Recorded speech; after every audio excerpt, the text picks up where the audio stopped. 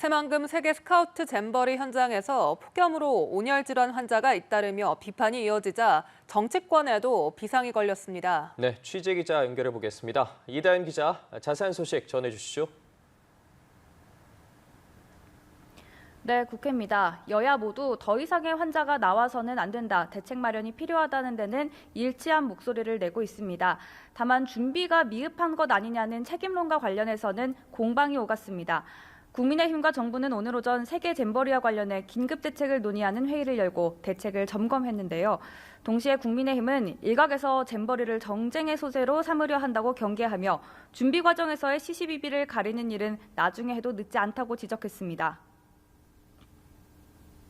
전북 도의 수건 사업이었고 문재인 정부에서 유치하고 윤석열 정부가 개최한 행사인 만큼 여야와 국민 모두가 성공을 기원하는 행사임에 틀림없습니다.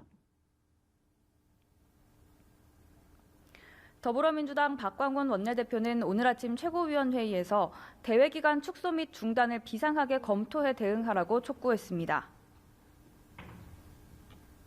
6년의 준비, 막대한 예산 투입, 그리고 국가의 체면 등 고민스러운 부분이 있겠지만 청소년들의 건강을 최우선으로 삼아서 판단해야 할 것입니다. 민주당 권칠승 수석대변인은 윤석열 정부의 난맥상이 드러나고 우리나라의 국격이 실추됐다고도 쏘아붙였습니다. 네, 최근 아파트 철근 누락 문제도 논란인데요. 여야가 이 문제도 살펴보고 있다고요. 네, 여야 모두 철근 누락 문제를 중대하게 인식하고 대응에 나섰습니다. 먼저 국민의힘은 아파트 무량판 부실공사 진상규명 TF회의를 열고 국토부로부터 관련 실태와 대응 상황을 보고받았습니다.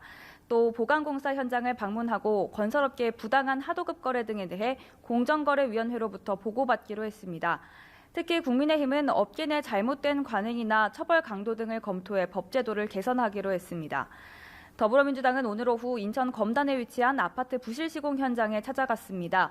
민주당 역시 원내 TF를 구성해 원인과 대책을 파헤친다는 계획인데 안전 문제에는 여야 이견이 있을 수 없다며 향후 열릴 8월 임시국회와 9월 정기국회에서도 노력하겠다고 밝혔습니다. 네, 서현역에서 일어난 흉기 난동 사건으로 묻지마 강력범죄에 대한 국민들의 불안이 커졌습니다. 국회에선 어떤 예방책들이 논의되고 있습니까? 네, 먼저 가석방 없는 종신형을 만들자는 방안이 거론되고 있습니다. 국민의힘이 오늘 비공개 당정회의에서 논의한 내용인데요. 불특정 시민들을 대상으로 흉기 난동과 같은 범죄가 반복되는 것을 막기 위해 처벌을 강화하자는 취지입니다. 국민의힘 박대출 정책위 의장은 우선 전문가들의 의견을 청취하는 자리를 마련하고 국민 여론을 수렴하겠다고 밝혔습니다. 더불어민주당도 법 강화에 공감하는 분위기입니다.